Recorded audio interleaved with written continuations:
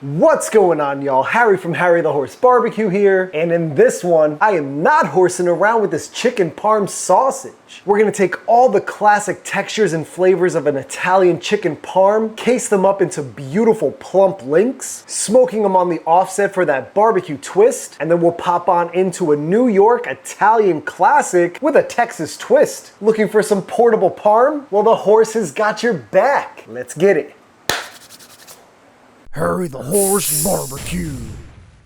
What's up, y'all? It's Future Harry here, if you couldn't tell, because it's pretty much winter here in New York. But what you guys are about to see is my Season 6 submission to Celebrate Sausage. This chicken Parmesan link is hands down one of my favorite sausages I've ever made, and I couldn't really do it alone. I gotta give a major shout out to a few individuals that helped me develop this recipe from start to finish. First of all, shout out to my guy Tyler Hodge, the king himself over at Hoodoo Brown. He and I started to develop this recipe months ago, gave me a lot of inspiration and a lot of ideas for the sausage. Also, big shout out to Alan Stinson, Tyler's brother. Both those pit masters over at Hoodoo Brown are amazing, and they're always giving me tips and tricks on sausage making, so I couldn't have done this without those two guys. And lastly, my guy Blue Jay Barbecue. I bounced a few ideas off of him. He gave me some solid feedback, so big shout out to those guys. This blue light is for y'all. Make sure you head on over to the Two Guys in a Cooler YouTube channel, hit that subscribe button, check out all the seasons of Celebrate Sausage, and now crack a cold one, kick back and relax, and check out this amazing chicken parm sausage. Here we go. We're heading back to my Italian roots with this recipe, and we're gonna be turning a classic chicken Parmesan into a portable, smoky sausage. So in order to parm it up, we gotta go shopping for some chicken. Let's go. That'd be some chicken breast and a wee bit of pork belly. So enough horsing around, let's get this chicken and pork out of the pack. So I'm starting with a little over 5 pounds of chicken breast. Nothing crazy, just picked it up at the local grocery store. But the first thing we gotta do is cube this up pretty tiny so we can fit it into our meat grinder. But if you're new to my channel, I really like to use some high quality proteins for my recipes, because if you start with a good product in the beginning, you're almost guaranteed to end with a good product. But for me, standard grocery store chicken should do the trick with this sausage. Speaking of this sausage, when I think of a classic chicken parm, I'm obviously thinking chicken breast, I'm thinking mozzarella cheese, I'm thinking marinara sauce, I'm thinking Italian herbs, I'm thinking Italian breadcrumbs, and I'm thinking Parmesan cheese. Those are some of the heavy hitters that are going into this sausage today. But one thing that I think would complement this well is some sun-dried tomatoes as well. And obviously pork belly is not part of chicken parm whatsoever, but this is where that Texas aspect comes in. I'm primarily looking for the fattiest portions of this belly, and since I have about 5 pounds of chicken, I'm only planning to use about 1 pound to 2 pounds of this pork belly. So probably about half of this will do us. And I'm gonna take on the fattier half because we're not looking for a ton of meat. We just need some fat within the sausage, which is that Texas style. A really nice Texas style sausage is around 70% meat, 30% fat. But in this case, I'm just gonna eyeball the meat to fat ratio. So combining these two cuts should be okay in the ratios of about 5 pounds of chicken to about 2 pounds of pork belly. But I'm gonna have all the exact weights and percentages for this recipe in the description down below. So make sure you check out the description for the full details of this recipe, because I don't wanna leave you guys high and dry. Our meat has been cubed up. This is gonna hit the freezer for about 30 to 45 minutes to firm up. We want the temperature of our meat to be less than 40 degrees Fahrenheit. So we'll pop this in, and I'll meet y'all back when it's time to grind it up. So it's been about 45 minutes or so, and our meat is just about ready to be ground. But before we actually grind the meat, we have to make our chicken parm spice mix. It starts with our binder, which is milk powder, and this is about 3% of the weight of our meat. And to this milk powder, we're gonna add a couple of ingredients that might help the bind of the sausage. Some Italian breadcrumbs, and some Parmesan cheese crisps. I can find this brand pretty easily at my local grocery store. All I did was mash them up, and it'll give us that beautiful Parmesan cheese flavor. So the cheese crisps in. But to amp it up even more, we gotta go in with kosher salt, 16 mesh black pepper, granulated garlic, granulated onion, and some Italian herbs. Give it a mix around. And this is gonna serve as an amazing chicken parm seasoning mix. But if you're familiar with sausage making, you'll know that pink curing salt is a common ingredient in smoked sausages. Now, even though we're smoking these chicken links today, there's no pink curing salt in this mix because we are making a fresh chicken parm sausage, which means we don't need to cure these links overnight. We can grind the meat, case it up, and then essentially smoke them off immediately. Speaking of that process, let's get that meat and grind it up. I should go this way.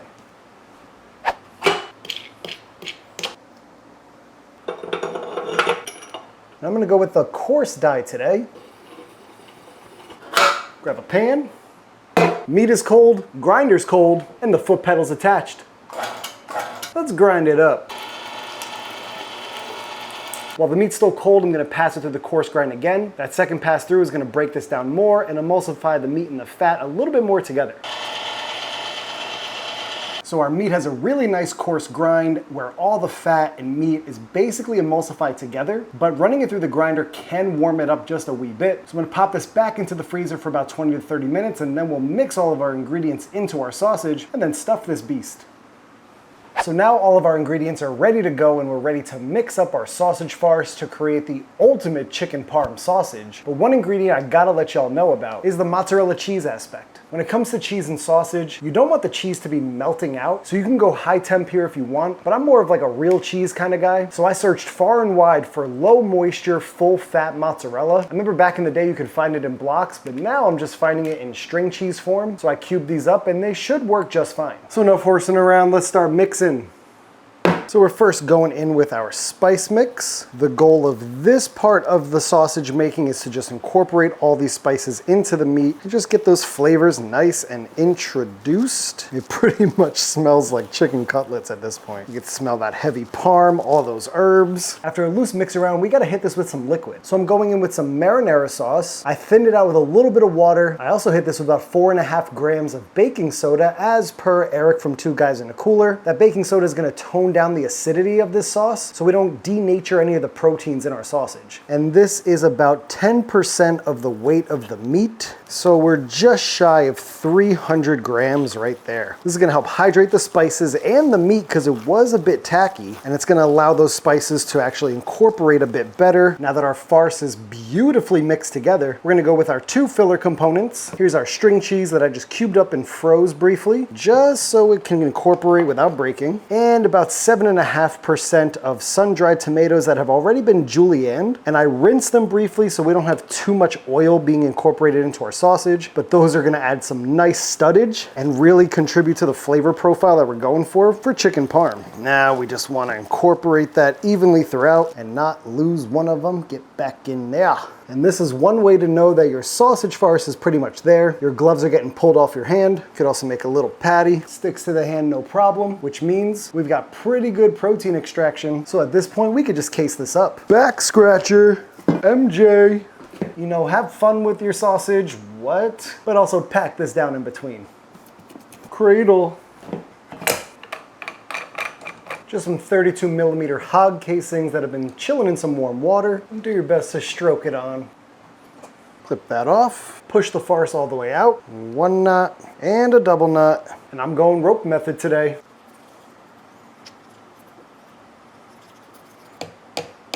If you get a little back pressure with some air, just pop it with the back of a knife. So once you've gotten to the end of your casing or you've hit a blowout, I cut the casing to leave myself some slack, and then I'm gonna start linking from where I began. So essentially, we're gonna have to undo all of this.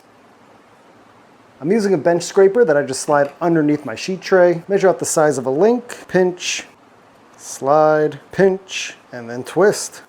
And then repeat, pinch, slide, pinch, twist away. You just want to twist until they feel firm. If you go too quickly, you run the risk of blowouts. So we're essentially going to do this until we have all of our links. And after filling up that stuffer twice, we are left with a number of amazing looking chicken parm links. But within that rope, you could see those Italian herbs speckled throughout the meat. We've got tons of mozzarella in there, and you could see those red sun-dried tomatoes just peeking through. I'm willing to bet that these links are not horsing around, but these links are fresh and they're ready for the cooker. So let's go fire up the cooker.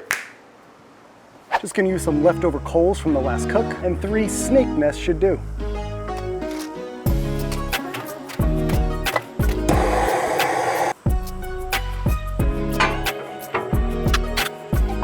Sweet. All right, y'all, the cooker's on its way up to about 200 degrees. Because these are fresh links, we are going to cook them at about 200 to 225 degrees to start. We still want the cooker to be super smoky, but we can't be in that cold smoke territory because there's no pink curing salt. So we don't want to run the risk of any bacteria forming. Pit is smoky and the temps are there, so let's get these links on. I've been under. Okay, so these links need to go on in one big rope because if we clip them apart right now, we run the risk of the links untying and becoming super flaccid. We don't want that. All right, y'all, these links are on the cooker, and if your grates are a little dirty and you get your links a little dirty while scuffling them around, don't worry because we're gonna throw them into an ice bath and that'll help clean up those links. But they're gonna rock in this super smoky cooker for the next 3 hours or so they can pick up some amazing smoke flavor, and we'll pull them once they're reaching an internal of about 150 degrees or so. Now I've got the damper to the smokestack about halfway closed, and our fire's rocking a super smoky 200 to 225 degrees Fahrenheit. I'll bring y'all back when they're looking plump and smoky, but until then, all we gotta do is close it down. Boom, season 6 celebrate sausage, shakalaka. All right, y'all, it's been about 2.5 hours on these links, running a nice and smoky 200 to 225 degrees. I'm thinking it's time for these links to take a cold plunge, so let's check them out. I mean, just take a looky-loo. These links are golden, took on a ton of smoke flavor, and I've got no blowouts, which is huge. Minus this guy, which was an initial blowout, but we expected that. But what I'm talking about is smoking sausages at a higher temp. Since we were running temps at 200 to 225 degrees, we really wanted to be careful to not completely melt out the cheese and cause too much expansion and blowing out the casings. So I just snipped these apart so we can separate them more and get them into an ice bath. But I also just want y'all to check out these links. Look how plump, firm, that color. Grates are dirty, but that's what the ice bath is for. That is looking phenomenal. So now these are heading to the cold plunge. That's gonna help shrink up these casings. We're gonna stop the cooking process here, and it's gonna help plump up these links just a little bit. And the last one into the pool. All right, y'all, at this rate, I'm just gonna chill down these links, wipe them down to clean them up, and then I'm gonna store them in the fridge overnight just to relax them. And then tomorrow we'll throw these links back on, cook them off, and see if this chicken parm sausage is not horsing around. But if you've made it through this entire process and you're celebrating sausage with me, make sure to hit that subscribe button for myself and 2 guys in a cooler, and I'll meet y'all back tomorrow. All right, y'all, it's day 2 of this chicken parm sausage, and now is the time to hot smoke them off so we can finally give them a taste. I've been holding my horses for too long. Let's get them on. All right, y'all, pit's rocking about 275. Pro tip, keep your links on a rack so that way they don't get super dirty like they did early on in this cook. And we're gonna keep these weens clean and smoke them off until they hit an internal of around 160 to 170. I put on the super ugly one because I can use that one to probe to make sure we hit our desired internal temp without the sausage leaking out everywhere. So see y'all in about 30-ish minutes. And after about 40 minutes on the smoker, these chicken parm links are finally ready for us to try, and they smell insanely good. And just take a looky-loo. That shine is there, they're super firm. You can pretty much bounce this off the counter. I gotta give this a good old pop test. That looks absolutely phenomenal. Super cheesy, not too fatty. Let's see if we get that snap.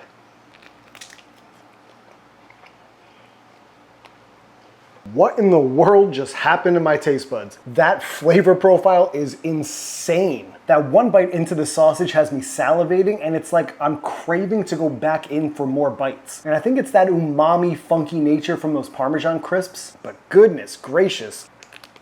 This is a keeper for sure. Now, using all that chicken breast, you'd think this would be dry, but cutting it with just enough pork belly really adds the perfect amount of moisture. It legitimately tastes like chicken parm. It's got the perfect amount of salt, tons of herbal notes from those dried herbs and those Italian breadcrumbs. That cheese is the perfect level of melty, and those sun-dried tomatoes add a nice like sweetness and acidity. It is just a super balanced sausage that's not too heavy on the old gut. This chicken parm sausage is so good, I just can't stop. No, seriously, it's got an addictive quality. But let's slice up some coins. This sausage holds up perfectly on a slice. The bind on this is just serious. Super coarse in there, but you can see that casing and that meat is really adhered together. At this point, I don't know what to tell y'all except for stop horsing around and make this already. Thank y'all for tuning in to Harry the Horse Barbecue. I really appreciate you checking out this video. Make sure you subscribe to the vibes, leave a like for these parm links, and drop a comment down below. Huge shout out to Eric from 2 Guys in a Cooler. It has been an honor to be on season 6 of Celebrate Sausage, and I think we created a sausage that's not horsing around. Make sure you head over to my channel to check out some more sausage recipes and barbecue content. And with that being said, there's only one more thing, y'all. This one is going straight to the horse's mouth. We'll catch y'all in the next one. Peace. These parm links are popping off.